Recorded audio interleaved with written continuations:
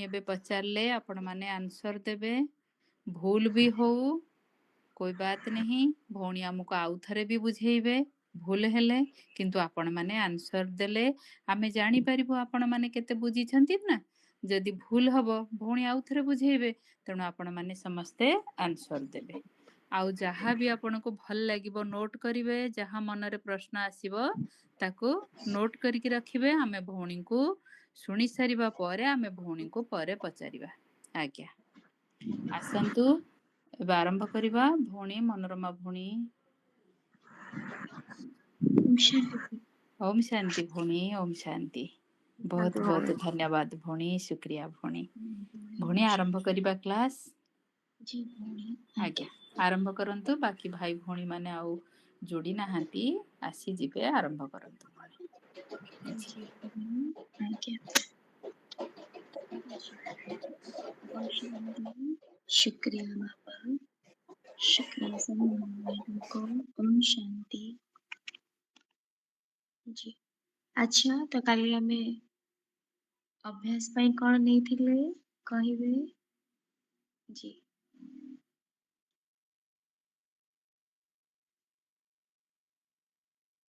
जी भाई स्क्रीन भी शेयर କରିଛନ୍ତି ଆପଣ ମାନେ କାଲି ଅଭ୍ୟାସ ପାଇଁ କଣ ନେଇଥିଲେ କହିବେ କୁହନ୍ତୁ ଆମର ନୂଆ ଭାଇ ଭଉଣୀ ମାନେ କୁହନ୍ତୁ କାଲି ଭଉଣୀ କଣ ଅଭ୍ୟାସ ପାଇଁ ଦେଇଥିଲେ ଆପଣ ଅଭ୍ୟାସ କରିଥିବେ ତ ଫିର କୁହନ୍ତୁ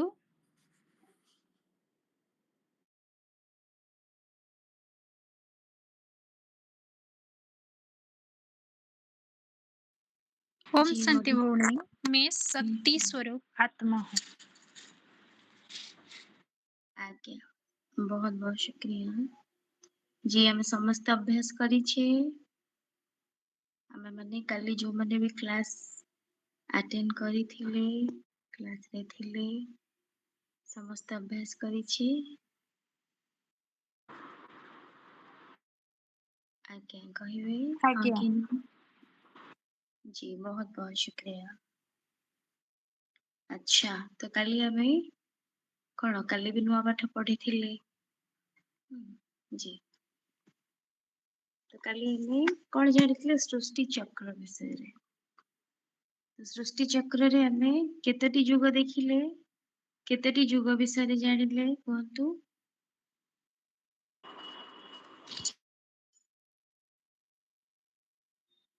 जी କୁହନ୍ତୁ କାଲି ଆମେ କେତୋଟି ଯୁଗ ବିଷୟରେ ଜାଣିଲେ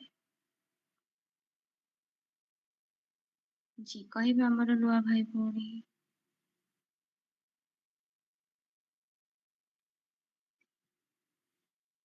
जी रोजालिन भौणी ओम शांति अच्छा ଆଉ ପୁଷ୍ପା ଭଉଣୀ କଏଟିରେ ଭାଇନା ଭଉଣୀ ଓମ ଶାନ୍ତି अच्छा ଅରବିଲ ଆକାଉଣ୍ଟରେ ଭାଇନା ଭଉଣୀ ଓମ ଶାନ୍ତି जानकी ଭଉଣୀଙ୍କ ଆକାଉଣ୍ଟରେ ଭାଇନା ଭଉଣୀ କହିବେ जी କୁହନ୍ତୁ ଆପଣ ମାନଙ୍କୁ ଭଉଣୀ ପଚାରୁଛନ୍ତି କୁହନ୍ତୁ ଆଚ୍ଛା जानकी ଭଉଣୀ ଆଇଡିରେ ଅଛନ୍ତି କହିବେ ମିନତି ଡାକୁଆ ଭଉଣୀ पुष्पा महापात्र भौणी कहिबे रश्मिता भौणी संघमित्रा भौणी कहिबे ओम शांति भौणी जी सत्य त्रेतया द्वापर कली संगम जी बहुत बहुत शुक्रिया अच्छा तो काली हमें ଆଉ ओम କଣ शांति ଜାଣିଥିଲେ भौणी जी ओम शांति ସମୟ ସୀମା ବି ଜାଣିଥିଲେ ପ୍ରତ୍ୟେକ ଯୁଗର ସମୟ ସୀମା ଜାଣିଥିଲେ ସତ୍ୟର ସମୟ ସୀମା କେତେ କୁହନ୍ତୁ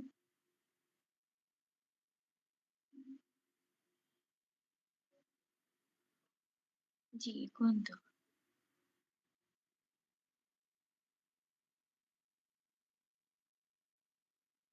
1250 भौणी जी बहुत बहुत शुक्रिया तो सत्य 1250, तृतीय भी केते? 150 जी द्वापर भी केते कहंतु? द्वापर भी 1250 अच्छा कली रे समय सीमा और संगम रे समय सीमा कौन जानिले? कली रे समय सीमा हैला 1150 आउ संगम रे समय सीमा आउ 100 वर्ष जी कली रे शेषर 100 वर्ष होछि केते? 100 वर्ष होची संगम जी बहुत बहुत शुक्रिया। अच्छा तो आमे आउ कौन जानिले जे ए पांचटा जुग रो टोटल समय सीमा केते जानिले?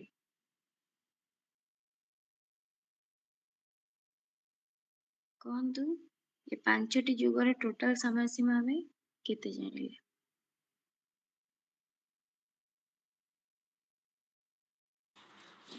5000 वर्ष आज्ञा जी बहुत बहुत शुक्रिया। अच्छा बाकी भाई भौणी माने भी आपण माने भी कहि परिबे सुनिकी भी आंसर दे परिबे तत् सहित भाई भी स्क्रीन शेयर करूछंती आपण माने देखिकी भी कहि परिबे जी कहिले हमें जानिबु जे आपण अटेंटिवली सुनुछंती जी अच्छा तो टोटल 5000 वर्ष को कौन कहा जाउची गोटे कल्प बोली कहा जाउची। अच्छा तो सृष्टि को हमें कहा सहित तुलना करिछे जे हमें काली कोन अभ्यास सृष्टि को कहा सहित तुलना करा जायछि? नहीं थाए भौणी जी कहिबे मिनती भौणी पुष्पा भौणी रोजलिनी कहिबे जी जानकी भौणी रश्मिता भौणी जी संघमित्रा भौणी ओम शांति भौणी ମୁଁ ଟିକେ କାଲି ବ୍ୟସ୍ତ ଥିଲି ତ ଆଉ ଜଣେ ଶୁଣୁଥିଲେ आज्ञा आज्ञा ଆଜି ମୁଁ जी अच्छा मधुस्मिता भौणी कहिबे जे हमें सृष्टि को कहा सहित तुलना करिछे बा सृष्टि को काहा सहित तुलना करा जायछि? ଭଉଣୀ ବାବାଙ୍କ ସହିତ अच्छा सृष्टि को कहा सहित तुलना करा जायछि?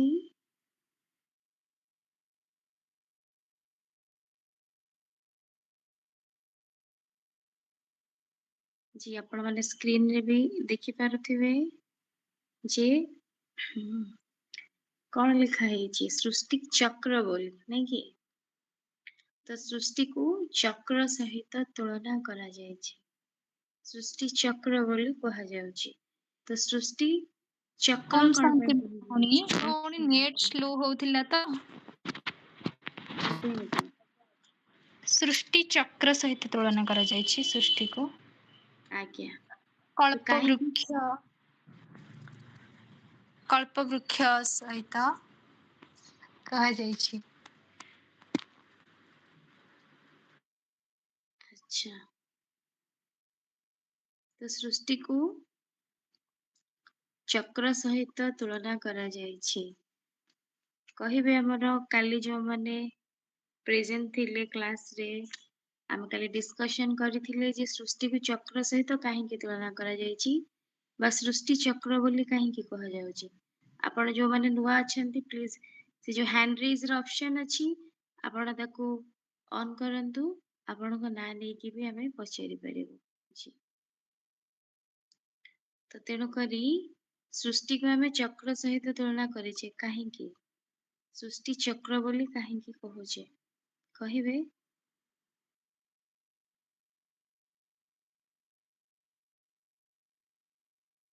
ओम शांति बाकी भाई भौणी माने पुष्पा भौणी का अकाउंट रे भाईना भौणी ओम शांति शांतिलता भाई भौणी नुआना पुरुणा ओम शांति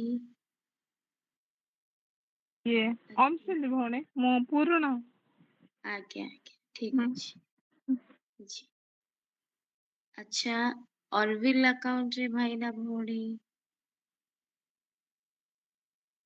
जी हमर नुआ भाई भौणी माने जो माने अछंती भूल भी हो आपण माने कहंतु କହିଲେ ହିଁ ଆମେ ଜାଣିପାରିବୁ ଯେ ଆପଣ ଶୁଣୁଛନ୍ତି। ଜି କହିବେ ଯେ ଆମେ ସୃଷ୍ଟିକୁ ଚକ୍ର ସହିତ କାହିଁକି ତୁଳନା କରିଛେ? ଆଚ୍ଛା ମଧୁସ୍ମିତା ଭଉଣୀ କୁହନ୍ତୁ। ଓମ୍ ଶାନ୍ତି ଭଉଣୀ, ଆମେ ସୃଷ୍ଟିକୁ ଏଥିପାଇଁ ଚକ୍ର ସହିତ ତୁଳନା କରିଥାଉ କାହିଁକି ନା ସୃଷ୍ଟିଟା ଯେମିତି ସର୍କଲ ପରି ମୁଭ୍ କରିଥାଏ, ଚକ୍ରଟା ଯେମିତି ସର୍କଲ ପରି ମୁଭ୍ କରିଥାଏ, ସେମିତି ଆମର ସୃଷ୍ଟି ବି ସେମିତି ମୁଭ୍ କରିଥାଏ।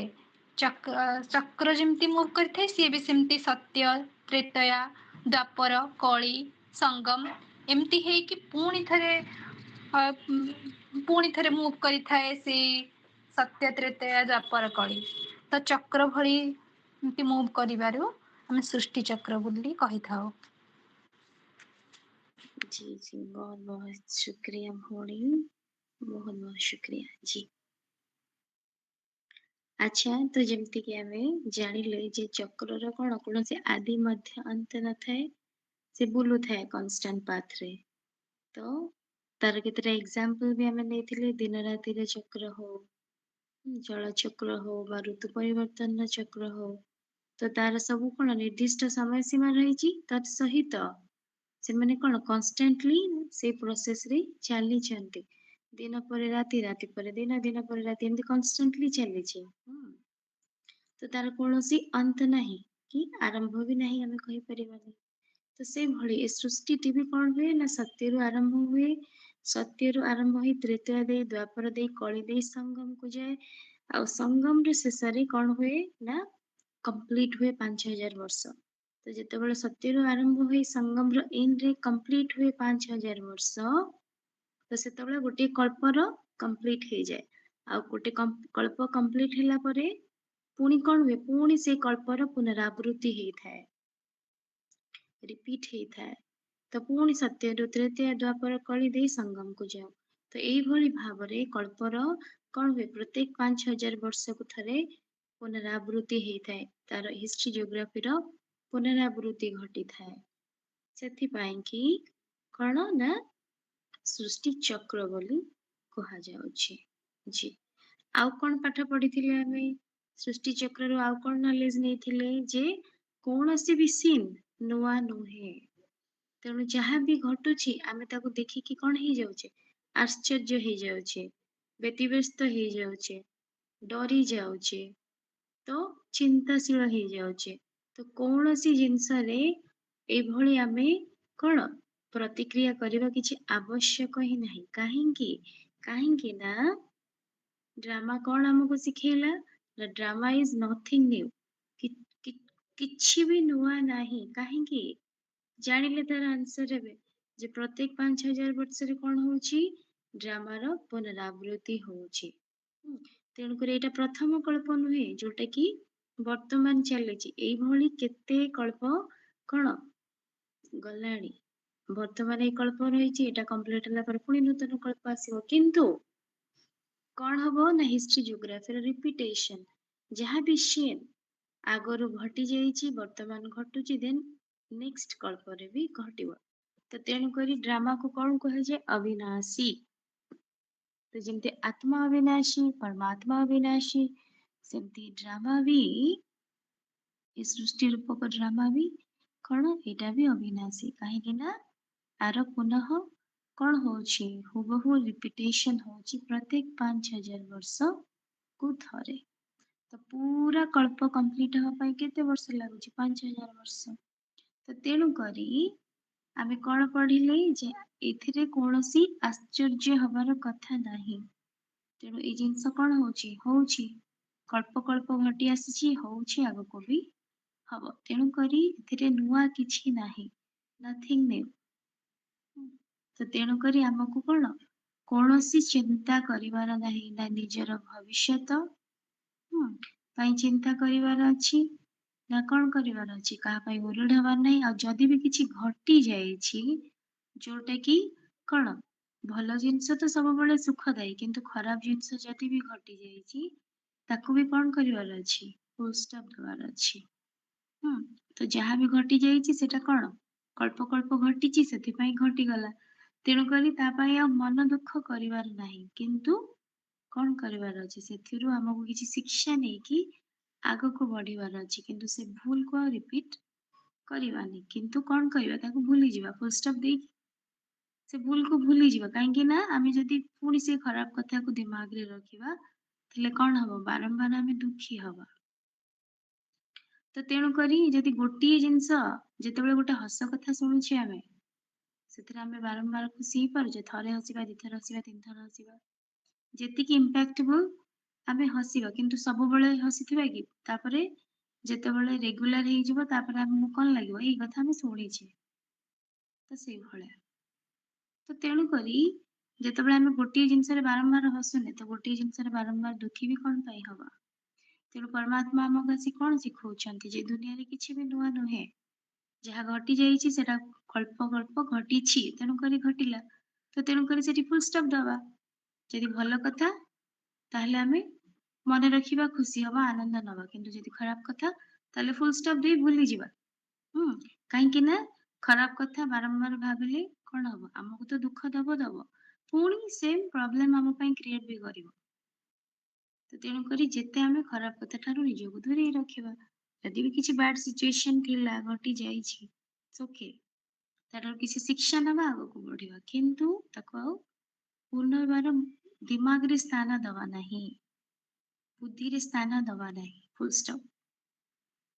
କାରଣ ଆମକୁ ଯିଏ ଦୁଃଖ ଦଉଛି, ଯଦି ସମ୍ବନ୍ଧରେ ବି ହଉ, ଯଦି ଆମକୁ କିଏ ଦୁଃଖ ଦିଏ, ଆମକୁ ଭଲ ଲାଗେ କି ତାଙ୍କ ପାଖରେ ରହିବା ପାଇଁ, କି ଭଲ ଲାଗେନି, ତାଙ୍କଠୁ ଆମେ ଦୂରେଇବାକୁ ଚେଷ୍ଟା କରୁ। ତ ସେଇଭଳି ଯଦି କିଛି ସିଚୁଏସନ ଆମ ସହିତ ଘଟିଛି ଯାହାକି ଆମକୁ ଦୁଃଖ ଦେଇଛି, ତାହେଲେ ଆମେ କଣ କରିବା, ତାକୁ ଧରିକି ରଖିବା କି ତାକୁ ବି ଆମେ ବୁଦ୍ଧିରୁ ଭୁଲିବା। ତାହେଲେ ଯାଇକି ଆମେ କଣ କରିପାରିବା, ସୁଖୀ ହେଇପାରିବା, खुशी ହେଇପାରିବା। तो तेणुकरी जहाँ जो बीत गया से क्या करना है, बिंदी लगाना है। पास्ट इज पास्ट, सामना को आसी बना में जाएगी परिवर्तन करि परिबा, किंतु जेतेबेले आमे पास्ट को बारंबार भाबिबा, ताले कोन हबो, हमर वर्तमान समय खराब हे जिवो। तेणुकरी जेति खराब हेछि पुणी आउ काई खराब करिवा, तेणु ताको फुल स्टॉप लगेइ दवा, वर्तमान रे आनंद नवा। आउ कोन, जहाँ तो घटी गला पास्ट, ताको आमे परिवर्तन करि परिबानी, किंतु तार शिक्षा नै कि आमे आगको बढ़िबा। से खराब कथा को सेठी फुल स्टॉप दे दवा। तापर भविष्यत, भविष्यत पाई भी कोन, भविष्यत आमे कोन को ब्लैंक पेपर, किछि जणा नै, किंतु ऑलरेडी ड्रामा जहाँ घटी से घटिबो, किंतु आमे जेहेतु जानि नै, आम पई ब्लैंक पेपर, तो तेणु करी हमकु कोन करिवार अछि, ओरिड हवार नै, चिंता करिवार नै। कारण आमे वर्तमान पाठ कोन पढिले, परमात्मा हमकु कोन पढौछंती, जे कल्प कल्प जहाँ ड्रामा घटी से ही घटिबो। ऑलरेडी पास्ट जाइछि, आ जहाँ भी फ्यूचर जेतिकी समय अछि, तो ऑलरेडी ड्रामा फिक्स। तो तेणु करी हमकु टेंशन नवार नै, आमे रिलैक्स हेके रहबा, परमात्मा को याद रे रहबा, परमात्मा को याद रो सुख नबा। तो तेणु करी हमकु भविष्यत पाई भी कोन करिवार अछि, चिंता करिवार नाही, किंतु कर्म करिवार अछि, दैट टू खुशी खुशी करिवार अछि, रिलैक्स हेके करिवार अछि, चिंता शून्य हेके करिवार अछि। काहे कि जेमति कि हमें जानिले जे जेतेबेले हमें प्रेशर नो बा टेंशन हे जाऊ, ताले कोन होय, हमर तो खुशी गायब हे जाए, ता सहित हमें जेतिकी कर्म करिवार क्षमता हम पाखरे रहिछि, से क्षमता भी कमी जाए। यदि कर्म करिवार क्षमता कम होछि, तो सफलतार भी क्षमता निहाती, रिजल्ट भी तो लेस आसीबो, कम आसीबो। तो तेणु करी हमें से भली करिवा कोन पाइकी, वर्तमान हमें ज्ञान दे जानिले जे फैक्ट कोन, तो तेणु करी हमको रिलैक्स हे कि परमात्मा को याद रे कर्म करिवार अछि, बस। तो तेणु करी कोन कर्म भी ठीक भाव रे हबो, आ कोन खुशी भी गायब हमार नहीं। तो तेणु करी भगवान वर्तमान हमको कोन रिलैक्स करूछंती, जे केवल हमको कोन करिवार अछि, प्रेजेंट रे कंसंट्रेट करिवार अछि, प्रेजेंट को ठीक करिवार अछि। वर्तमान यदि हमें खुशहाली रहुछे, ठीक भाव रे रहुछे, परमात्मा को याद रे रहुछे, ताले निहाती फ्यूचर ऑटोमेटिक ठीक ही रहबो। आउ हमको हम नेक्स्ट जनरेशन जेमति काली हमें सुनिथिले बा जानिले, जे कोनोसी कहा पाई कि आमे भाबिबा कहा पाई हमें कर्म करी करी, माने कर्म पछरे एमती दौड़िबा, खाइबा पीबा पिंधिबा, निजरो ठीक किछि भी दायित्व नबानी, से सब भूली जिबा, ठीक टाइम रे खाइबा, ଖାଇବାନି ଠିକ ଯୋଉ କାମ ଯୋଉ ସମୟରେ କରିବା ଆବଶ୍ୟକ ନିଜ ଗୋଟେ ଶରୀର ପାଇଁ ଯାହା ଆବଶ୍ୟକ ଆମେ ବେଳେ ବେଳେ ତାକୁ ବି କଣ ଏ ଶରୀରକୁ ବି ନେଗ୍ଲେକ୍ଟ କରିଦଉ କର୍ମ ପଛରେ ଆମେ ଏମିତି ବ୍ୟତିବ୍ୟସ୍ତ ହେଇକି ଦୌଡୁ ତ ଆମେ ନିଜକୁ ବି ନେଗ୍ଲେକ୍ଟ କରିଦଉ କିନ୍ତୁ ଗୋଟେ ଜିନିଷ ମନେ ରଖିବାର ଅଛି ଏଇ ଶରୀର ହିଁ ଆତ୍ମାର କଣ କରିବା କର୍ମ କରିବାର ମିଡିୟମ ତେଣୁ ଆକୁ ବି ସୁସ୍ଥ ରଖିବାର ଅଛି ତେଣୁକରି ପର୍ଟିକୁଲାର ୟାର ବି ଯତ୍ନ ନେବାର ଅଛି କିନ୍ତୁ ଆମେ କଣ ନିଜର ପିଲା ଛୁଆ ସଂସାର ପାଇଁ ଏମିତି ପାଗଳ ହେଇଯାଉଛେ ତ ତେଣୁକରି ନିଜର ବଡିର ବି କେୟାର ଆମେ ବେଳେ ବେଳେ କରୁନା ନିହାତି ଭାବରେ ତ କାହିଁକି ଟେନସନ ଫ୍ୟାମିଲି ଚିନ୍ତା ପିଲା ଛୁଆ ଚିନ୍ତା ନିହାତି ଭାବରେ କିନ୍ତୁ ଆମେ ବର୍ତ୍ତମାନ କଣ ଟେନସନ ନେବାର ହିଁ ନାହିଁ କଣ ଜାଣିଲେ ପ୍ରତ୍ୟେକ ଆତ୍ମାର ପ୍ରାପ୍ତି କଣ ଅଲଗା ଅଲଗା ଅଲରେଡି ଗୋଟେ ଆତ୍ମା ପୂର୍ବ ଜନ୍ମରୁ ତାର ସେଇଭଳି କର୍ମ କରିକି ଆସିଛି ଯାହା ଫଳରେ କି ସେ ଯୋଉ ପରିବାର ତା ପରିବାର ବି ସେ ନିଜେ ଚୁଜ କରିକି ଆସିଛି ଯେ ତାକୁ କୋଉ ପରିବାରକୁ ଗଲେ ତାର କାହା ସହିତ କଣ କାର୍ମିକ ଅଛି ଆଉ ତାର ପ୍ରାପ୍ତି କୋଉଠି ଅଛି ତେଣୁକରି ସେଥିପ୍ରତି ଆମର ହୁରିଡ ହବାର ନାହିଁ ତେଣୁ ପ୍ରତ୍ୟେକ ଆତ୍ମା ତାର ପ୍ରାପ୍ତି ସେ ସାଙ୍ଗରେ ନେଇକି ଆସିଛି ତେଣୁ ଆମେ ଭାବିଦବା ଯେ ଆମେ କଣ ତା ପାଇଁ କିଛି ସେଭ୍ କରିବା ସଞ୍ଚୟ କରିବା ଠିକ ଅଛି କର୍ତ୍ତବ୍ୟ ଦୃଷ୍ଟିରେ ତ କରିବା କିନ୍ତୁ ଏଇଭଳି ପାଗଳାମି ନୁହେଁ ଚିନ୍ତାଶୀଳ ହେଇ କରିଲେ କେବଳ ସେ ଆବଶ୍ୟକ ହିଁ ନାହିଁ ନିଜକୁ ଦୁଃଖ ଦେବା ଛଡା ନିଜକୁ କଷ୍ଟ ଦେବା ଛଡା ତ ତେଣୁକରି ଭଗବାନ ଆମକୁ କଣ କରୁଛନ୍ତି ଏକଦମ ରିଲାକ୍ସ ସୃଷ୍ଟି ଚକ୍ରର ନଲେଜ ଆମକୁ ନଥିଲା ଆଗରୁ କିନ୍ତୁ ବର୍ତ୍ତମାନ ଆମକୁ ମିଳୁଛି ତ ତେଣୁକରି କୋଉଥିପାଇଁ କି ଆମେ ଯୋଉ ଟେନସନ ଲାଇଫ କାମରେ ବି କର୍ମ ବନ୍ଧନରେ ଏମିତି ଆସି ଯାଉଛି ଏକଦମ ଚିନ୍ତାରେ ପୁରା ବ୍ୟତିବ୍ୟସ୍ତ ହେଇଯାଉଛି କିନ୍ତୁ ଆବଶ୍ୟକତା ନାହିଁ ଆମେ ଆସିଛେ ଏଠି କର୍ମ କରିବା ପାଇଁ କିନ୍ତୁ କେଉଁ ଭଳି କରିବା ରିଲାକ୍ସ ହେଇକି କରିବା ଖୁସିରେ କରିବା ଉଚିତ କର୍ମ କରିବା ଉଚିତ କର୍ମ କେତେବେଳେ ହୁଏ ଯେତେବେଳେ ଆମେ ଶାନ୍ତିରେ ରହୁ ସୁଖରେ ରହୁ ଆନନ୍ଦରେ ରହୁ ଆଉ ମଣିଷ ଯେତେବେଳେ ଟେନସନ ରେ ଥିବ ଫାଷ୍ଟ କଣ ଟେନସନ ଟା ହିଁ ତ କଣ ବିକାର ଚିନ୍ତାଟା ହିଁ ତ ଆମକୁ ଦୁଃଖ ଦିଏ ଆଉ ଯିଏ ଦୁଃଖ ଦିଏ ସେ ହିଁ ତ ବିକାର ତେଣୁ ଉଚିତ କେମିତି ହେଇପାରିବ ତ ତେଣୁକରି ଆମକୁ କଣ କରିବାର ଅଛି ଉଚିତ କର୍ମ କରିବାର ଅଛି ସେଥିପ୍ରତି ଆବଶ୍ୟକତା କଣ ନିହାତି ଆମେ ନିଜେ ଶାନ୍ତ ରହିବା ସନ୍ତୁଷ୍ଟ ରହିବା ଆନନ୍ଦରେ ରହିବା ତାହେଲେ ହିଁ ଆମ ଦ୍ୱାରା ଉଚିତ କର୍ମ ହେଇପାରିବ ନିହାତି ଭାବରେ ତ ତେଣୁକରି ଆମେ ଜାଣିଲେ କଣ ଡ୍ରାମା ଆମକୁ କି ପାଠ ପଢଉଛି ଯେ ନଥିଙ୍ଗ ନ୍ୟୁ କିଛି ବି ନୂଆ ନାହିଁ ତ ଯାହା ଘଟିଛି ସେଟା କଣ କଳ୍ପେ ଘଟି ଆସିଛି ତେଣୁକରି ଯାହା ଘଟିଛି ତାକୁ ଆମେ ଫୁଲ ଷ୍ଟପ୍ ଦେବା ଆଗକୁ ବଢିବା ନିଜକୁ ପରିବର୍ତ୍ତନ କରିବା ଯାହା ବି ଭୁଲ ହେଇଛି ଆମେ ଅଜାଣତରେ କରୁଛେ ସେଥିରୁ କିଛି ଶିକ୍ଷା ନେବା ଆଗକୁ ବଢିବା କିନ୍ତୁ ସେଇ ଜିନିଷକୁ ବାରମ୍ବାର ମାଇଣ୍ଡରେ ଆଣିବାନି ଆଉ ଭବିଷ୍ୟତ କେମିତି ଠିକ ହବ ବର୍ତ୍ତମାନ ପ୍ରେଜେଣ୍ଟରେ ଆମେ ଯଦି କଣ ନିଶ୍ଚିନ୍ତରେ ରହିଲେ ଠିକ ଭାବରେ କର୍ମ କଲେ ଫ୍ୟୁଚର ଅଟୋମେଟିକ ଠିକ ହିଁ ରହିବ ତେଣୁ ଆଉ ଗୋଟେ କଥା ଫ୍ୟୁଚର ପାଇଁ ୱରିଡ ହବାର ଆବଶ୍ୟକତା ହିଁ ନାହିଁ କାହିଁକି ନା drama is already pre planned ତ ଡ୍ରାମା କଳ୍ପ ଯାହା ବି ଘଟି ଆସିଛି ସେଟା ହିଁ ଘଟିବ ତ ଆଉ ଗୋଟେ କଥା ହେଲା ସେଥିପ୍ରତି ନିଶ୍ଚିନ୍ତ ଆମେ କେମିତି ହେଇପାରିବା ଯଦି ଆମେ ପ୍ରେଜେଣ୍ଟରେ ଆମର କର୍ମ ଠିକ ଅଛି ଯେମିତିକି ଆମେ କର୍ମ ବିଷୟରେ ଜାଣିଲେ ଯେ ନିଜର କର୍ମ ଯାହା ବି ରେଜଲ୍ଟ ଆମକୁ ମିଳୁଛି ନିଜର କର୍ମର ରେଜଲ୍ଟ ତେଣୁ କର୍ମ ପ୍ରତି ଆମକୁ ସାବଧାନ ରହିବାର ଅଛି ତାହେଲେ ଅଟୋମେଟିକ ଫ୍ୟୁଚର ବି କଣ ଠିକ ହିଁ ହେଇଯିବ ତ ଏଇଟା ଆମେ କଣ ଜାଣିଲେ ସୃଷ୍ଟି ଚକ୍ର ବିଷୟରେ ତାପରେ ଆମେ ଆଉ ଟିକେ ଆଗକୁ ବଢିବା ନିହାତି ଭାବରେ ତ ବର୍ତ୍ତମାନ ଆମେ ଜାଣିଲେ କଣ ସୃଷ୍ଟିକୁ ଚକ୍ର ସହିତ ତୁଳନା କରାଯାଇଛି ଆଉ କୋଉଥିପାଇଁ କରାଯାଇଛି ଆଉ ଆମେ ତାର ନଲେଜ କଣ ନେଲେ ଯେ nothing is new କିଛି ବି ନୂଆ ନାହିଁ କଳ୍ପ ଯାହା ଘଟୁଛି ସେୟା ହିଁ ଘଟୁଛି ତ ଡ୍ରାମାର ରିପିଟେସନ ତାପରେ ବର୍ତ୍ତମାନ ଆମେ ବି ଜାଣିବା ଯେ ଆଗରୁ ଯେମିତି କି ଆମେ ଜାଣିଲେ କଣ ଜାଣିଲେ ଯେ ମନୁଷ୍ୟ ଆମେ କେତେ ଜନ୍ମ ନେଇକି ଆସିଛେ ଏଇଟା ଆମର କଣ ଗୋଟିଏ ଜନ୍ମ ନୁହେଁ ଆମେ କେତେ ଜନ୍ମ ନେଇକି ଆସିଛେ ଆଗରୁ ଆଚ୍ଛା ସଙ୍ଗୀତା ଭଉଣୀ ଓମ୍ ଶାନ୍ତି ଆପଣଙ୍କର ସ୍ପିକର ଅନ୍ ଅଛି ମ୍ୟୁଟ କରିବେ ଆଚ୍ଛା ତ ଓମ୍ ଶାନ୍ତି ସୁନିତା ଭଉଣୀ ଆପଣଙ୍କର ସ୍ପିକର ମ୍ୟୁଟ କରିବେ ओम शांति अच्छा शुक्रिया तो जेमती कि आमे जानिले कण ना ଆମର ଏଇଟା ଗୋଟିଏ ଜନ୍ମ ନୁହେଁ, ଆମେ ପୂର୍ବରୁ କଣ ବହୁତ ଜନ୍ମ ନେଇକି ଆସିଛେ। ତ କେତେ ଜନ୍ମ ନେଇକି ଆସିଛେ ସେଇଟା ବି ସବୁ ଜିନିଷ ଯେମିତି କି ଆମେ ଆଗରୁ ସୃଷ୍ଟିକୁ କହି ଦଉଥିଲେ ଯେ କଣ ଲକ୍ଷ ଲକ୍ଷ ବର୍ଷ, ଆହୁରି 40,000 ବର୍ଷ ଅଛି, ଏଇଭଳି ଭାବରେ ବି ଆମର ଧାରଣା ଥିଲା। କିନ୍ତୁ ଆମେ ଜାଣୁଛେ କଣ ୱାନ୍ସ ସୃଷ୍ଟିର ପ୍ଲେ ଷ୍ଟାର୍ଟ ହେଲେ 5,000 ବର୍ଷ ନଉଛି।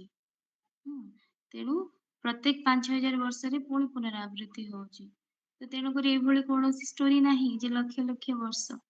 ତାପରେ ଯଦି ବି ଆମେ ଟିକେ କଣ କରିବା ଆନାଲିସିସ୍ କରିବା ଏଇ ସୃଷ୍ଟିକୁ ନେଇକି, ବର୍ତ୍ତମାନ ଏ ସୃଷ୍ଟିରେ ଆହୁରି 40,000 ବର୍ଷ ସର୍ଭାଇଭ କରିବା ପାଇଁ ସମୟ ଅଛି, ଅବସ୍ଥା ଅଛି ଏ ସୃଷ୍ଟିର। ଆମେ ଦେଖୁଛେ ବର୍ତ୍ତମାନ ଗ୍ଲୋବାଲ ୱାର୍ମିଂ କେତେ ବଢିଲାଣି। ତ ତେଣୁକରି କଣ ଆଗରୁ କୋଉ ଭଳିଆ କ୍ଲାଇମେଟ ଥିଲା, ବର୍ତ୍ତମାନ କୋଉ ଭଳିଆ କ୍ଲାଇମେଟ। ଆଗରୁ ଏତେ ଫ୍ରିଜ ୟୁଜ ହଉଥିଲା, କିନ୍ତୁ ଆଜିକାଲି ଘରେ ଘରେ ଫ୍ରିଜ ନହେଲେ ବି କାମ ହବନି। କାହିଁକି? କାହିଁକି ନା ଆଗରୁ କିଛି ବି ଆପଣ ରାନ୍ଧନ୍ତୁ ସେଟା ରହୁଥିଲା ଠିକ ଭାବରେ। ଆଜିକାଲି ଆପଣ ବର୍ତ୍ତମାନ ଯୋଉ କଣ ଯେତେବେଳେ ସମର ଆସି ଯାଉଛି, ଆପଣ ଯାହା ବି ରାନ୍ଧନ୍ତୁ ସେ କିଛି ସମୟ ପରେ ପୁଣି ଖରାପ ହେଇଯିବ। କାହିଁକି? ଆଟମୋସ୍ଫିୟର ଇମ୍ପାକ୍ଟ ନିହାତି ଭାବରେ। ତ ତେଣୁକରି ପରିବେଶ ଏଭଳି ହେଇଗଲାଣି, ଆମକୁ ସର୍ଭାଇଭ କରିବା ପାଇଁ କଷ୍ଟ ହେଇଯାଉଛି। ତ 40,000 ବର୍ଷ ଭାବିବା ତ ଦୂରର କଥା, ଆଉ 10 ବର୍ଷ ଆପଣ ଭାବନ୍ତି ପୃଥିବୀ କେମିତି ସର୍ଭାଇଭ କରିବ।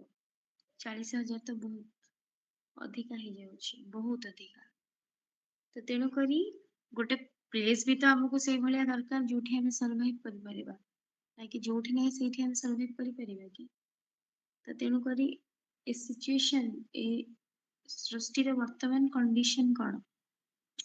ରାସ୍ତାଘାଟ ଦେଖନ୍ତୁ, ବାୟୁମଣ୍ଡଳ ଦେଖନ୍ତୁ, ପରିବେଶ ଦେଖନ୍ତୁ, ଇଭେନ ଲାଷ୍ଟଲି ଆଉ ଗୋଟେ ଜିନିଷ, ଆମ ନିଜ ମନୁଷ୍ୟ ମାନଙ୍କୁ ଦେଖନ୍ତୁ ଯେ ସଂସ୍କାର କୋଉ ଭଳି। ତ ତେଣୁକରି ଏଇଭଳି ମାହୋଲରେ ଆଉ ଏଭଳି ପରିବେଶ କେତେ ଦୂର ତିଷ୍ଠି ପାରିବ, ସର୍ଭାଇଭ କରିପାରିବ, ସେଇଟା ଆମେ ଭାବି ପାରିବା ନିହାତି ଭାବରେ। କାରଣ ସେତିକି ବୁଦ୍ଧି ତ ଭଗବାନ ଆମକୁ ଦେଇଛନ୍ତି, ଭାବିବାର କଣ କ୍ଷମତା ଆମକୁ ଦେଇଛନ୍ତି। ତ ତେଣୁକରି ନିହାତି ଭାବରେ ତ ଆମେ କିଛି ଅଲଗା ଅଲଗା ଜିନିଷ ଯୋଉଟା କି ଜାଣି ଦଉଥିଲେ ଆମର କିଛି ଭୁଲ ବିଲିଫ ରହିଯାଉଛି, କିନ୍ତୁ ପ୍ରକୃତ ବାସ୍ତବ ଜିନିଷ ଭଗବାନ ଆସିକି ଆମକୁ ଏବେ କଣ କରଉଛନ୍ତି, ରିଏଲାଇଜ କରଉଛନ୍ତି, ଜ୍ଞାନ ଦଉଛନ୍ତି। ତ ତେଣୁକରି ତାପରେ କଣ ଇଲଜିକାଲ, ଲଜିକାଲ ଯୋଉଟା ବାସ୍ତବରେ ଗ୍ରହଣୀୟ ଆଉ ଯୋଉଟା ବି ସତ୍ୟ, ସେଇ ଜ୍ଞାନ ଦଉଛନ୍ତି ଭଗବାନ ନିହାତି ଭାବରେ। ତ ଆମେ ତ କୌଣସି ଜିନିଷକୁ ନେଇକି ଭାବିକି କିଛି ବି ଇମାଜିନ କରିଦଉଛେ, କିଛି ବି ଜିନିଷକୁ ଦେଖୁଛେ, ଯଦି ବି ତାର ଗୁହ୍ୟ ଗତି କଣ, ତାର ଆକ୍ଚୁଆଲ ମିନିଂ କଣ, ସେ ବିଷୟରେ ଆମେ ଏତେ ଭାବୁନେ।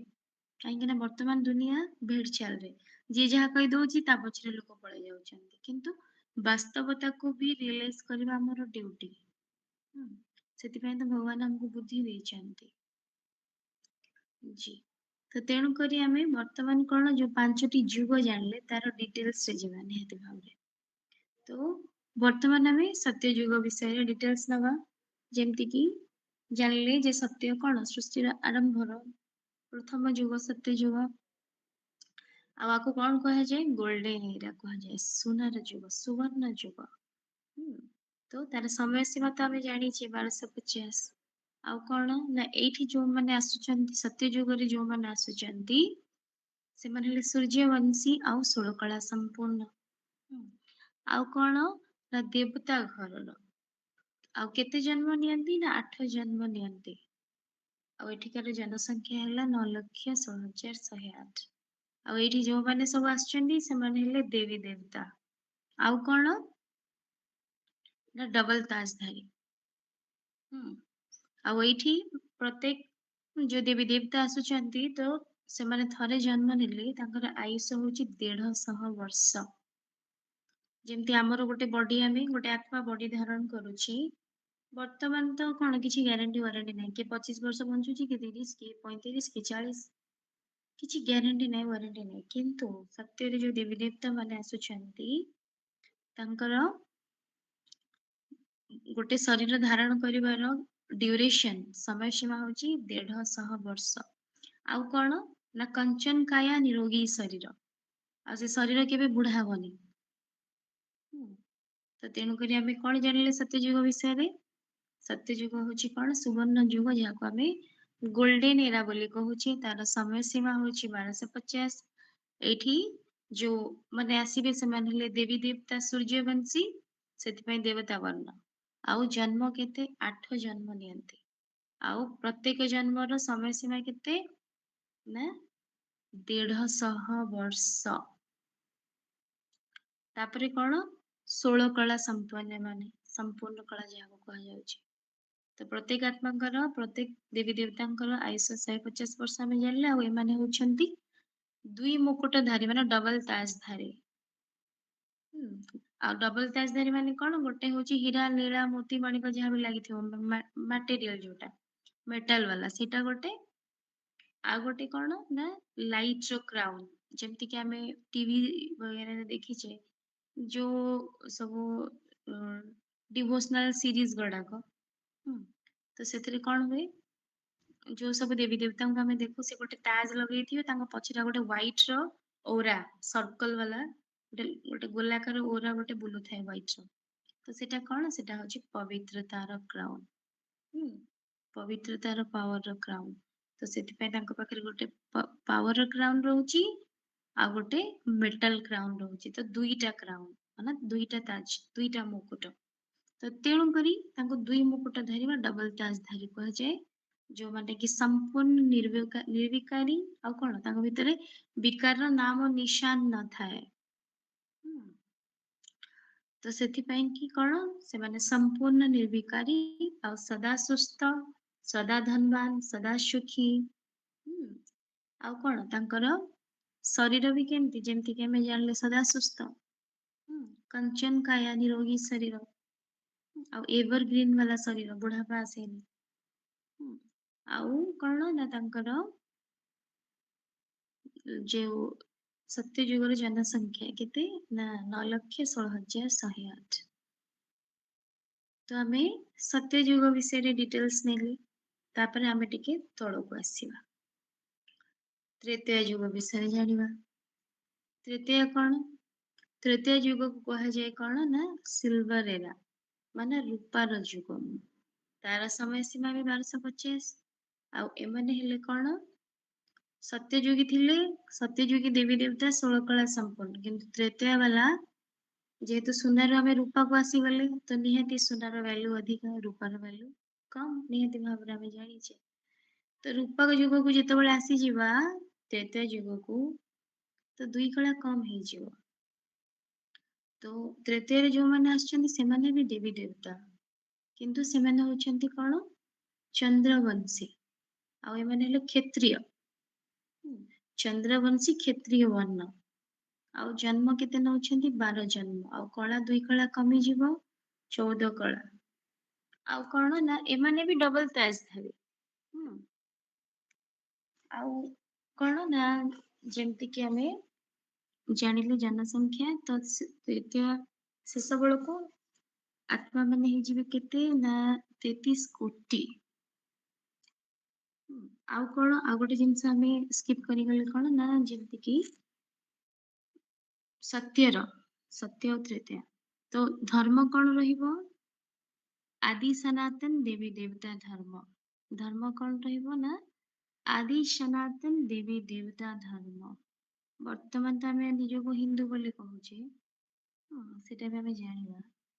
କିନ୍ତୁ ସତ୍ୟ ଆଉ ତ୍ରେତୟାରେ କଣ ହଉଛି ଧର୍ମ କଣ ନା ଆଦି ସନାତନ ଦେବୀ ଦେବତା ଧର୍ମ। ଯେହେତୁ ଏଠି ଦେବୀ ଦେବତା ମାନେ ରହୁଛନ୍ତି, ତ ଧର୍ମ କଣ ଆଦି ସନାତନ ଦେବୀ ଦେବତା ଧର୍ମ। ଆଉ ଗୋଟେ ଜିନିଷ ଆମେ ଜାଣିବା କଣ ନା ସତ୍ୟରେ ଆରମ୍ଭ ହଉଛି କାଠାରୁ ନା ଯେମିତି କି ଆମେ ଜାଣିବା ଶ୍ରୀକୃଷ୍ଣ ଆଉ ଶ୍ରୀ ରାଧା। ତ ଏଇଟା ହଉଛି ତାଙ୍କର ବାଲ୍ୟ ଅବସ୍ଥା। ତ ଯେତେବେଳେ ସେମାନେ ଆଡୋଲେସେନ୍ସ ରେ ଆସିଯିବେ, ତ ବଡ ହେଇଯିବେ, ଯେତେବେଳେ ତାଙ୍କର ସ୍ୱୟଂବର ହେଇଯିବ ତ ସେତେବେଳେ ସେ କଣ ଶ୍ରୀ ନାରାୟଣ ଆଉ ଶ୍ରୀ ଲକ୍ଷ୍ମୀରେ କନଭର୍ଟ ହେବେ। तो तांको ठारू सत्यर आरंभ। तापरे त्रेतया जो आमे जानिले सिल्वर एरा जोटार कि समय सीमा 1250 किंतु कला 14 कला आउ चंद्रवंशी माने आउ कोन वर्ण क्षत्रिय आउ जन्म केते नेबे 12टा जन्म नेबे आउ अंकर एठी आरंभ कहार सत्यरे को माने राजनीति करूछंती काठार राजनीति स्टार्ट होची श्री राम और श्री सीताଙ୍କ ଠାରୁ स्टार्ट होची आ जेमति कि हमें जनसंख्या जानिले जे कोन जनसंख्या एंड बेलको हे जाउची 33 कोटी तापरे हमें आउ टिके तळको जिबा जेमति कि सबठारु वैल्यूएबल गोल्ड तापरे आसला तळको टिके सिल्वर देन ता तळको आसला कॉपर माने तंबा तो द्वापर को आसिले तृतीय रे टिके तळको खसिले आमे आसी जिबा द्वापर को तो द्वापर रे कोन द्वापर को कोन कहा जे कॉपर एरा माने ताम्र जुग कहा जे आउ कोन ना एठी केते कला रही जिवो एठी कला होची 8 कला द्वापर रे केते कला हे जिवो ना 8 कला हे जिवो आउ कोन वैश्य वर्ण हे जिवो जन्म बढ़ी जिवो केते 21 जन्म बढ़ी जिवो आउ भक्ति मार्गर आरंभ रहिबो तो नूतन भावरे नुआ नुआ भावरे भक्ति मार्गर आरंभ हे जिवो जी तापर आउ कोन ना सत्य और त्रेता रे को माने थिले देवी देवता थिले तो देवी देवता को हमें कोन कहू पूज्य बोली कहू किंतु द्वापर रे जो माने आसीबे से माने कोन बनि जिवे पूजारी बनि जिवे तो पूजारी बनि जिवे नुआ नुआ भावरे भक्ति मार्गर आरंभ पूजा पूजीर आरंभ हे जिवो आउ कोन हमें जानिले समय तो 1250 रहिबो किंतु कला पूरा 8 कला हे जिवो आ वैश्य वर्ण रही जिवो जन्म बढ़ी जिवो 21 जन्म आ जेहेतु नूतन भावरे भक्ति मार्गर आरंभ हेथिबो तो भक्ति रे बहुत सच्चाई सत प्रधानता रही थाए तेणु आत्मा सत्य जुगरे सत प्रधान थाए सत्य तृतीय रे कोन थाए सत प्रधान थाए तो जो माने सेठी आसुचंती से माने सत प्रधान सत्य जुगी तृतीय जुगी कोन सत प्रधान अत जेतेबेले द्वापर को आमे आसी जाउची द्वापर रे जो माने आसीबे से माने ले राज प्रधान किंतु भक्ति मार्ग रे सत प्रधानता थाए काहेकि नूतन भावरे भक्ति मार्गर आरंभ हेई थाए तो भक्ति रे बहुत निष्ठा थाए जो भली जेमती रिचुअल फॉलो करा जिबा दरकार से भली करंती तेणु भक्ति रे सत्यता थाए सेति में भक्ति रे सत प्रधानता थाए किंतु जुग कोन हे जो रज प्रधान जुग हे जो 8 कला हे जिवो भक्ति मार्ग स्टार्ट हे जिवो पूजा पूजी आरंभ हे जिवो तापरे धीरे धीरे आमे आसीबा कोन द्वापर रु कली को आसीबा कली रे कोन कली भी 1250 इंक्लूडेड संगम संगम को लेकी 1250 तो तापरे कोन होवे ना कलाहीन एठी कली जुग कोन ना आयरन एज लोहार जुग आउ कलंकी कोथरे लागे निहाती भावरे लोहारे ही लागी थाए तेणु कली जुग माने आयरन एज माने आयरन को बने हे जाए आमे आत्मा माने ही से भले हे जाओ जोते आम बुद्धि रे कलंक लागी जाए तो कला कौन ही जाए एकदम कलाहीन आउ कला नहीं जीरो कला माने कला मीन्स क्वालिटी एकदम जीरो क्वालिटी आउ जन्म केते ही जाए 42 42 बर्थ हे जाए आउ जेहेतु कला शून्य किंतु जन्म अधिका 42 जन्म आउ वर्ण कौन ही जाए शूद्र वर्ण एकदम निम्न कैटेगरी शूद्र वर्ण रही जाए आ जनसंख्या निहाती भावरे एबे केते गलाने 750 ना 800 करोड़ हे गला तो एते अधिका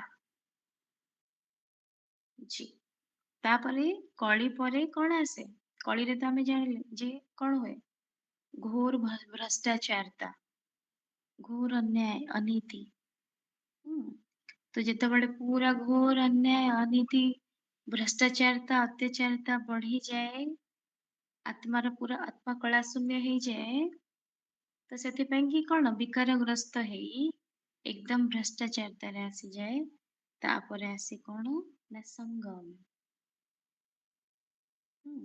तो संगम होची कौन ना लास्ट समय, हाँ लास्ट बा जुग ना इटा पांचवा जुग संगम, तार समय सीमा केते ना 100 वर्ष। आउ कौन संगम रो स्पेशलिटी कौन, आको आमे संगम कौन पाई कहू ना संगम रे परमात्मा अवतरण करंती। परमात्मा जेतेबेले ई साकार मनुष्य लोक को अवतरण करंती कौन पाई करंती हमें जानिले जे जेतेबेले सृष्टि रे कौन हुए अधर्मता बढ़े अन्याय बढ़े, से अधर्मता अन्यायर चरम सीमा को आसी जाए, तो सेतेबेले कौन हुए परमात्मा अवतरण करंती कोथि पाई कि पुनश्च धर्मर स्थापना पाए। तो जेतेबेले परमात्मा अवतरण करंती सेई समय ठारू 100 वर्ष। तो परमात्मा केबे अवतरण करूचंती 1936 1936 रु परमात्मा अवतरण कले। तो 37 रे 1937 रे ऑफिशियली कौन हैला एस्टाब्लिश हैला तो ब्रह्म कुमारी। तो सेबेठारू नेकी 100 वर्ष रो समय सीमा को कौन कह जाउची संगम। तो संगम रे जेतेबेले परमात्मा अवतरण करूचंती संगम रो अर्थ कौन ना मिलन। तो संगम जुग माने मिलन रो जुग, एठी कहा सहित मिलन होची ना आत्मार परमात्मा सहित मिलन होची। तो आत्मा आसिकी कौन करूचंती हम सॉरी परमात्मा आसिकी कौन करूचंती आत्मा परमात्मा मिलन रो जुग एटा। तो परमात्मा आसिकी कौन करूचंती अविनाशी कौन करूचंती अविनाशी रुद्र गीता ज्ञान यज्ञर स्थापना करूचंती। अविनाशी रुद्र गीता ज्ञान यज्ञर कौन करूचंती स्थापना करूचंती। जहा फଳରେ कि हमको कौन सिखौचंती राजयोग सिखौचंती जो मेडिटेशन हमें करूचे वर्तमान हमें कौन करूचे आसीबा परे मेडिटेशन जीवा पूर्व भी मेडिटेशन माने परमात्मा को याद करूचे। तो ये परमात्मा को जो आत्मा मने पकोची एटा को ही कहा जाए राजयोग। तो परमात्मा संगम युग रे आसिकी कौन करूचंती आम आत्मा माननकु राजयोग सिखौचंती जहा द्वारा कि कौन सृष्टिर परिवर्तन होची पुनश्च धर्मर स्थापना होची। तो परमात्मा आसिकी हमको ज्ञान योग द्वारा कौन करूचंती पुनश्च धर्मर स्थापना करूचंती। आ को धर्मर स्थापना करूचंती वर्तमान हमें जानिबा। तो तेणु करी हमें युग विषय रे डिटेल्स नहीं गले। तो जेतेबेले हमें कौन जेतेबेले हमें परमात्मा को कौन संस्पर्श रे आसुचे पिता को जानुचे, तो सेतेबेले कौन हमें कौन ही जाउचे संगम योगी निहाती जो माने भगवान को जानि नाहंती तांको पई वर्तमान भी कलयुग चलछि। किंतु वास्तव रे कौन होछि आमे तो जो माने परमात्मा को जानुचे आम पई संगम युग ता सहित तत्सहित संगम रो भी पर्टिकुलर टाइमिंग 1936 1936 रु परमात्मा अवतरण करि सारिलेଣି। तो सेठु 100 वर्ष होछि संगम। तो संगम रो एंड रे कौन हबो आमे जानिले सृष्टि रो परिवर्तन। सेथिपाई कि संगम को आउ कौन कहा जाए पुरुषोत्तम युग कहा जाए गुप्त युग कहा जाए गीतार युग कहा जाए। तो पुरुषोत्तम युग कौन पाई कहा जाए जानिबा निहाती भावरे गीतार युग कौन पाई कहा जाए जानिबा आउ गुप्त युग एति निहाती हमें जानिबा। तबे वर्तमान संगम विषय जानिले।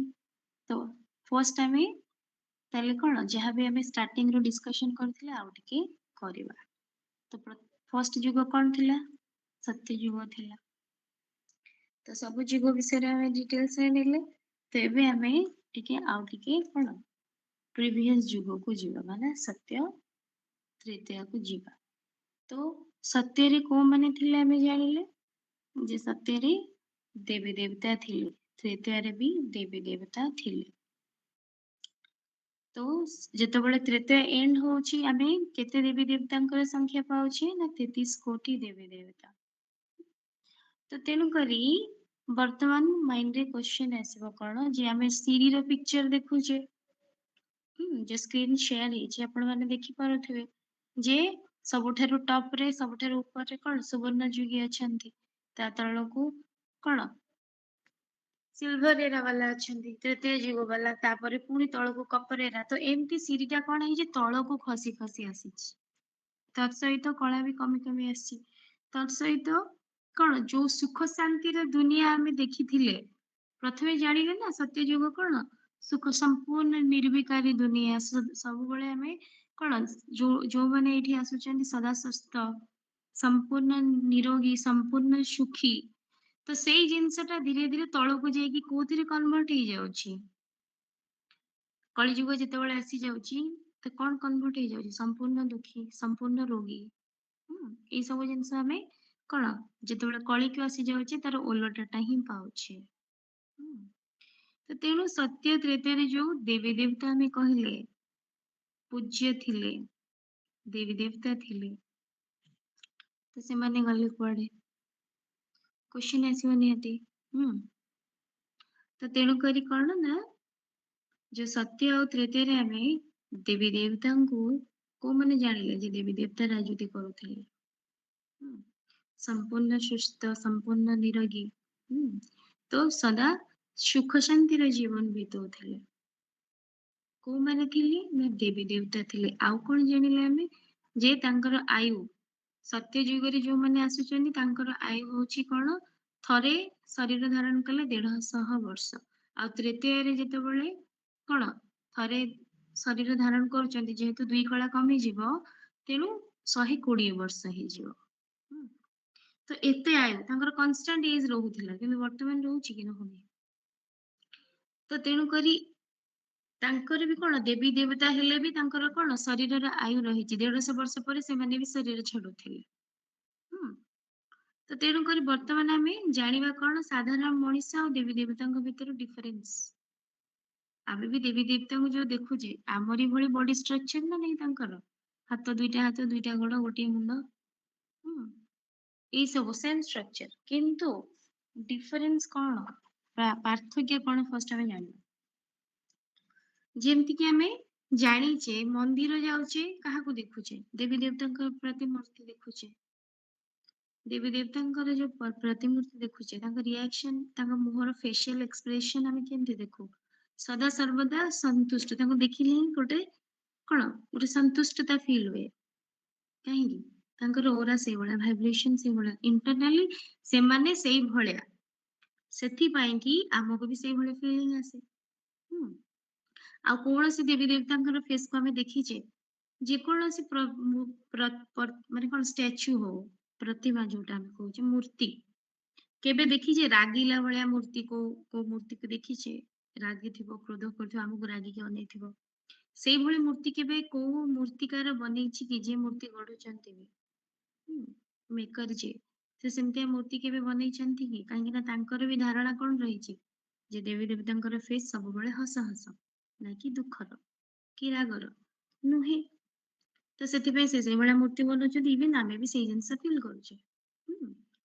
ତ ତେଣୁ କରି ଦେବୀ ଦେବତା ସବୁବେଳେ କେମିତି ସଦା ଶାନ୍ତ, ସଦା ଆନନ୍ଦପୂର୍ଣ୍ଣ, ସୁଖପୂର୍ଣ୍ଣ, ସେଥିପାଇଁ ତାଙ୍କ ଫେସିଆଲ ଏକ୍ସପ୍ରେସନ ସେଇଭଳି। କାହିଁକି ନା ତାଙ୍କ ଭିତରେ ଦୈବୀ ଗୁଣ ରହିଛି। ଆପଣ କଣ ଆମେ ମୂର୍ତ୍ତି ଆଗରେ ବି କଣ କରୁ, ଦେବୀ ଦେବତାଙ୍କୁ ବି ବହୁତ ଗାଳି ଦେଇଦଉ।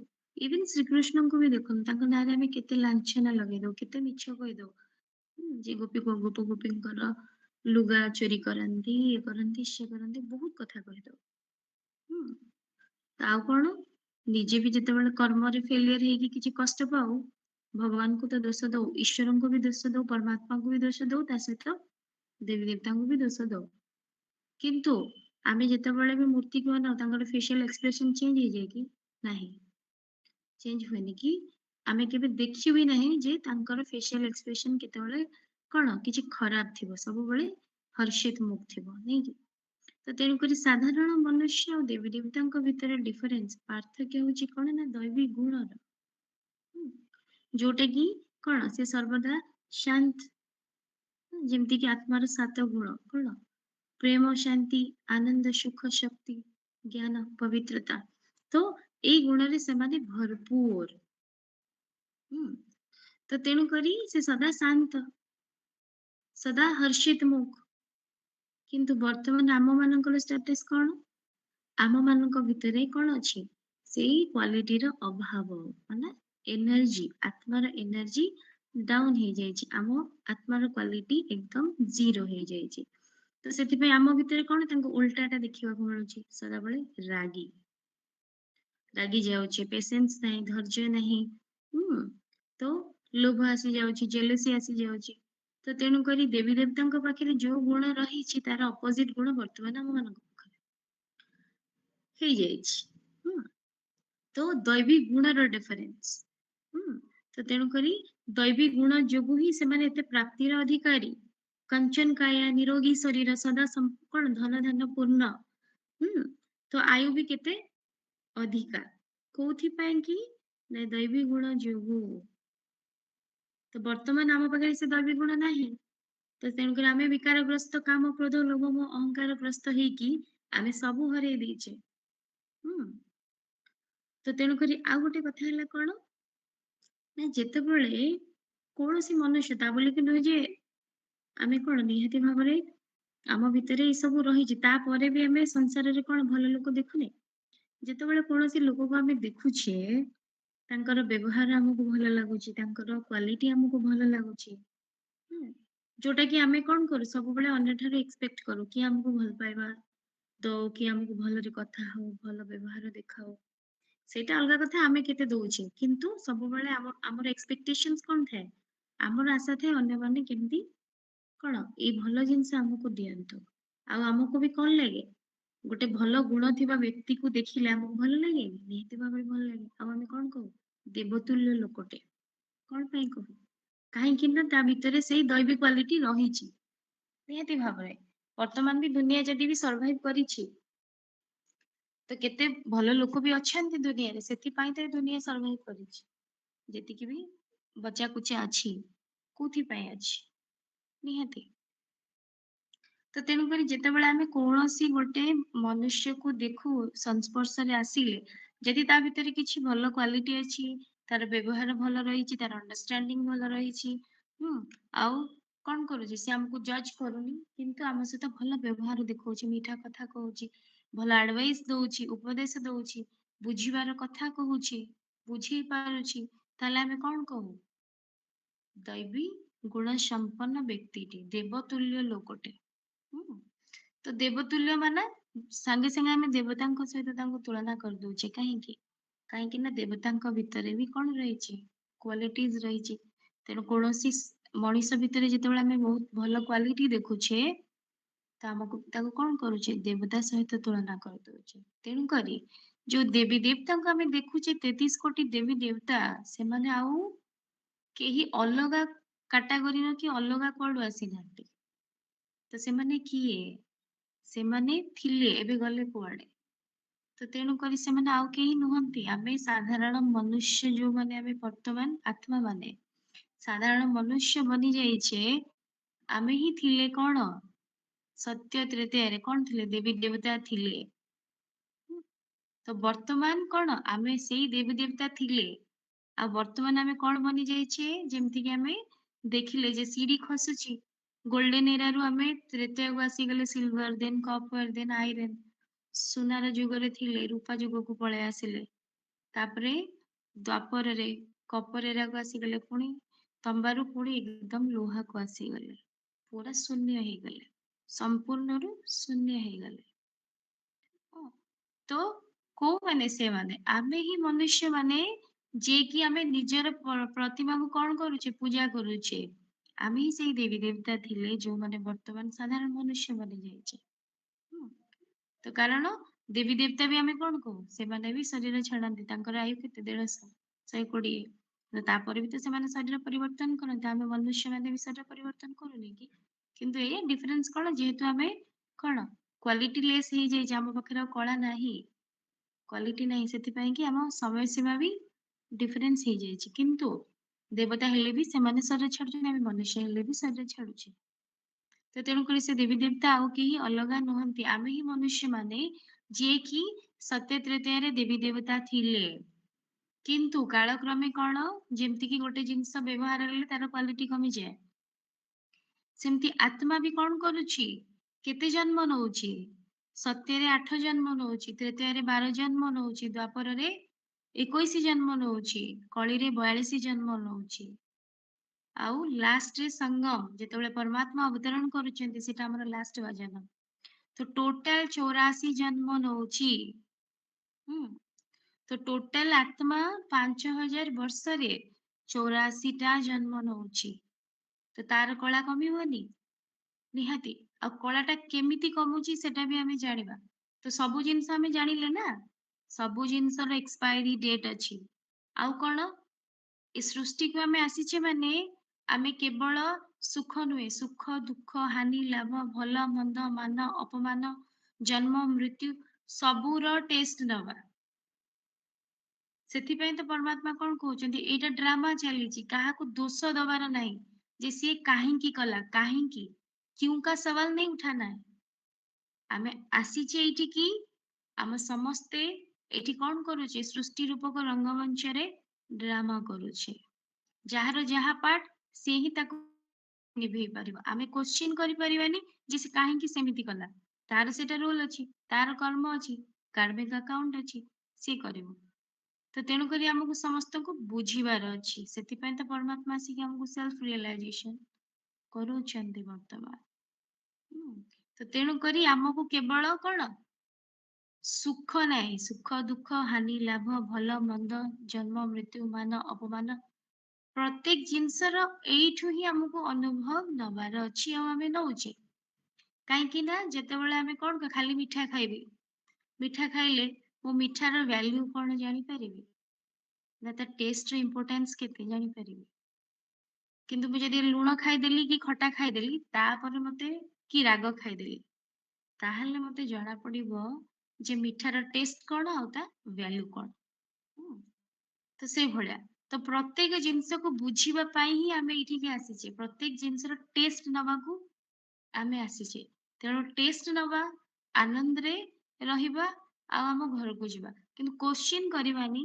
जे कौन काहे कि एमिति होउची क्वेश्चन करबानी कौन जे काहे कि एमिति होउची जी तो आमे काली कौन वर्तमान तो आमे जानिले पूरा सीडी विषय रे आउ सब जुग विषय रे जानिले आउ देवी देवता किए थिले निहाती भाबरे हम तो जानिले जे आमे ही थिले तो आउ टिके डिटेल्स रे काली जिबा आउ आत्मा 5000 वर्ष रे केते जन्म नउची टोटल 84 जन्म तो एटा हमर बहुत इंपोर्टेंट टॉपिक अछि आमे काली आहुरी डीपली ब्रीफली बुझिबा निहाती भाबरे जी बहुत बहुत शुक्रिया तो आमे कौन शोमन अभ्यास हमर पूरा 7टा कंप्लीट हे गला एगेन हमें रिपीट करबा निहाती भाबरे आज हमें आउथरे नबा में शांत स्वरूप आत्मा हूँ जी मैं शांत स्वरूप आत्मा हूँ बहुत बहुत शुक्रिया जी शुक्रिया बाबा शुक्रिया भोणी ओम शांति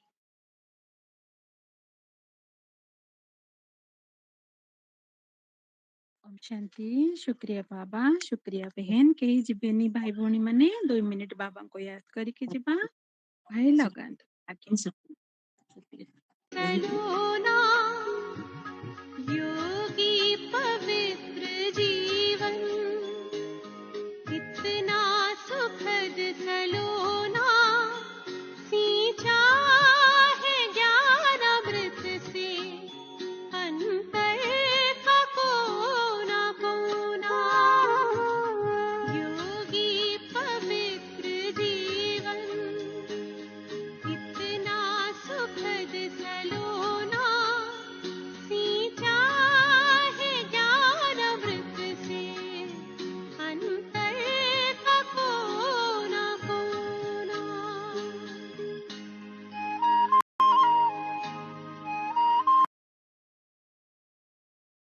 जी शुक्रिया सभी भाई बहनों को बहुत बहुत शुक्रिया बहुत बहुत शुक्रिया। अच्छा आज जहाँ भौणी पढ़ेले बिल्कुल सारा दिन टिके चिंतन मंथन करिवे काली आकुरेट 9 आमे समस्ते पुणी जॉइन करी जीवा। आज्ञा एबे चलंतु आज समस्तଙ୍କୁ बहुत